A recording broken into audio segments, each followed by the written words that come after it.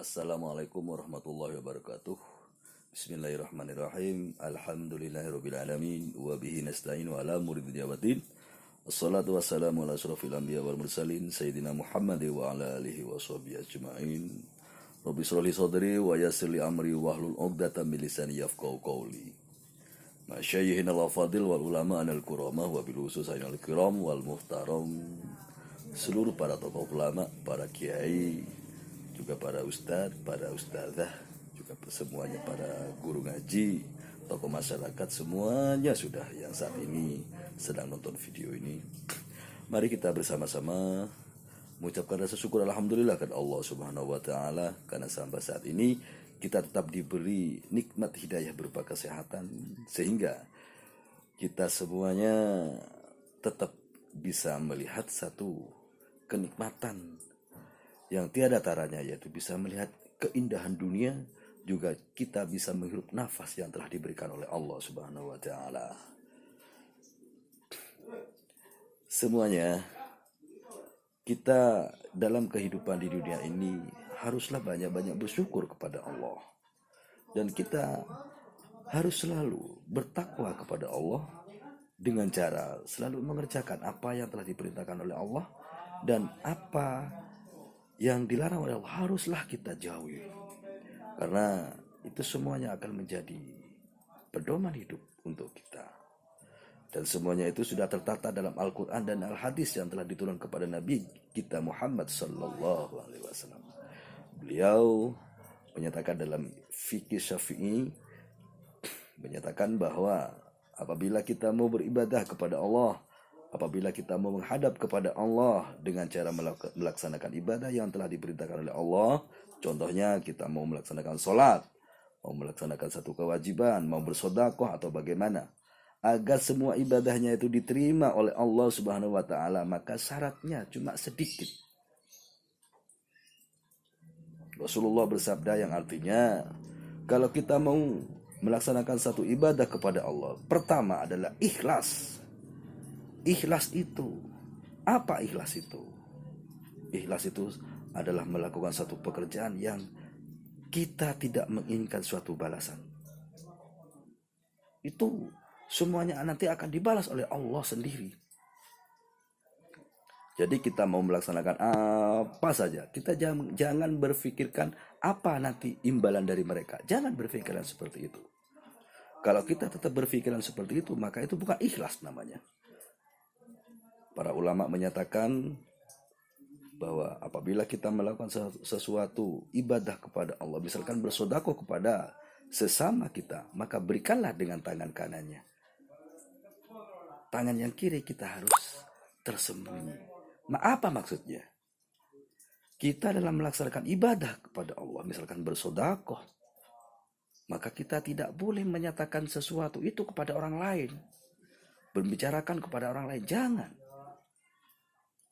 Jangan sampai kita bersedekah atau melakukan ibadah sholat atau melakukan apa saja, jangan diceritakan kepada orang lain. Biarkan Allah yang tahu dengan diri kita sendiri. Jadi kita mau melaksanakan amal ibadah seperti sholat, baca Al-Quran, bersedekah kepada sama kita, maka kita harus ikhlas. Itu yang pertama. Yang kedua, kita itu tidak riya. Apa itu riya? Nah, riya itu misalkan ketika kita melaksanakan ibadah kepada Allah, misalkan sholat atau membaca Al-Quran atau bersedekah. Kalau banyak orang kita sholat, kalau tidak ada orang kita tidak sholat. Kalau banyak orang kita bersedekah, kalau tidak ada orang kita tidak bersedekah. Nah itu namanya riya. Jadi ingin dilihat oleh orang lain. Nah itu. Nah kalau kita melakukan satu amal ibadah kepada Allah dan ingin dipuji oleh orang lain, walaupun amal sedekahnya sebesar gunung, walaupun kita sujud sudah bagaimanapun sujud kita kepada Allah, tapi kita riya, maka kata Allah nol hasilnya, tidak akan diberi pahala oleh Allah. Nah yang selanjutnya lagi, apabila kita akan melaksanakan satu ibadah, terutama sholat, maka kita harus mempunyai satu perasaan. Memang kita tidak melihat pada Allah, tapi Allah melihat kita.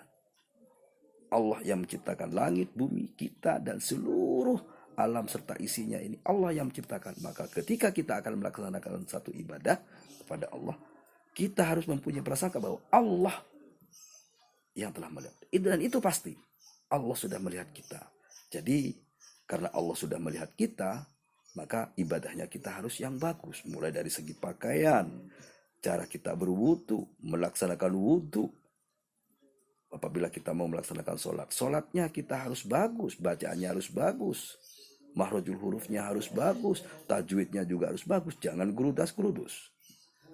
Kebanyakan kita sekarang ini apabila melaksanakan sholat, itu ingin dilihat oleh orang lain. Kemudian bacaannya yang tidak bagus, itu diiramakan. Misalkan, A'udzubillahi minasyaitonirrajim, Bismillahirrahmanirrahim. Rukunnya ini, misalkan dalam membaca surat Al-Fatihah, Alhamdulillahi Rabbil Alamin, Ar-Rahmanir-Rahim, Maliki Yaumiddin. Nah, ini betul. Makhrajul hurufnya sudah bagus, tajwidnya juga bagus. Ada yang membaca Al-Fatihah itu kurang bagus, dan itu salah. Karena itu rukun, maka tidak sah di hadapan Allah sholatnya itu. Contohnya, ini yang wajib, membaca surat Al-Fatihah. Bismillahirrahmanirrahim. Alhamdulillahi Rabbil Alamin, Ar-Rahmanir-Rahim, Maliki Yaumiddin. Mim pada bacaan Maliki itu harusnya panjang, karena ada harkat yang berdiri, dan itu mat lazim. Itu harus panjang bacanya. Oleh karena itu, nah yang bagus bacanya. Karena kita dilihat oleh Allah, dan Allah semuanya yang akan menjawab bagaimana amal ibadah kita, yaitu sholat, bagus menurut Allah. Dan yang selanjutnya lagi, agar ibadah kita diterima oleh Allah, apabila kita akan melaksanakan sholat, maka harus masuk waktu sholat. Duhur, jam berapa duhur? Ketika ada bunyi sholawat di pengeras suara, baik di masjid atau musola, maka segeralah kita mengambil air wudhu, bersuci, lalu kita siap untuk melaksanakan sholat duhur. Asar juga demikian, sholat asar, ketika ada terkumandang sholawat isar asar, maka kita harus sudah siap untuk mengambil air wudhu dan juga berangkat untuk sholat. Demikian seterusnya. Nah, para pemirsa, demikian dulu sekedar sinar Islami yang telah saya share pada video ini. Dan kepada pemirsa semuanya yang menonton video ini, semoga dilimpahkan rezekinya oleh Allah dan rezekinya bisa barokah. Amin amin ya rabbal alamin. Demikian, assalamualaikum warahmatullahi wabarakatuh.